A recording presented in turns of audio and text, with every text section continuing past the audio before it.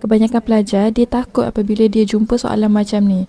Soalan algebra. Okay, terutamanya apabila dia jumpa soalan yang mempunyai kuasa 2 kat. Apabila dia mempunyai kuasa 2 kat luar, bererti kita kena darabkan sebanyak 2 kalilah R tolak 3T.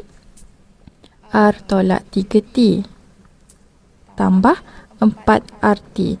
Okey, ini cikgu tunjuk kaedah cara kita kembangkan dengan menggunakan the distributive law. So, kita lukis sebuah rectangle yang dibahagikan 4. Boleh? Okey, lepas tu kita tulis yang ni R tolak 3T, yang ini R tolak 3T. Boleh faham?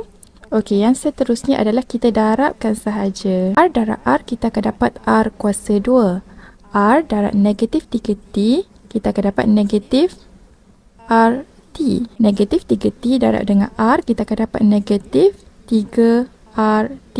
Negatif 3T darab dengan negatif 3T, kita akan dapat positif 9T kuasa 2. Dan ni kita ikut turutan lah. Turutan ni nombor 1, ni nombor 2, ni nombor 3, ni nombor 4. Okey, yang seterusnya adalah jangan lupa kita masih ada lagi baki tambah 4RT di sini. Okey, seterusnya adalah kita tulis sahaja ikut turutan ni. R kuasa 2 tolak 3RT tolak 3RT tambah 9T kuasa 2 tambah 4RT. Ada rumah masing-masing. Apa maksud rumah masing-masing? Kita ada rumah R kuasa 2, kita ada rumah RT, rumah RT, rumah RT, dan kita ada rumah T kuasa 2. Cikgu susun dulu siap-siap. R kuasa 2. Ada lagi ke R kuasa 2? Tak ada.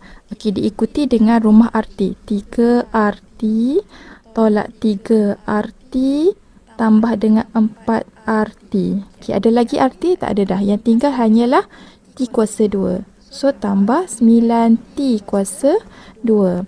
Boleh faham ke? Okey, kelas tengok betul-betul dekat sini. Apabila ada faktor sepunya di sini, kita boleh selesaikan sahaja. Negatif 3RT tolak 3RT tambah 4RT. Kita akan dapat negatif 2RT. Okey, tambah 9T kuasa 2. Maka inilah jawapannya.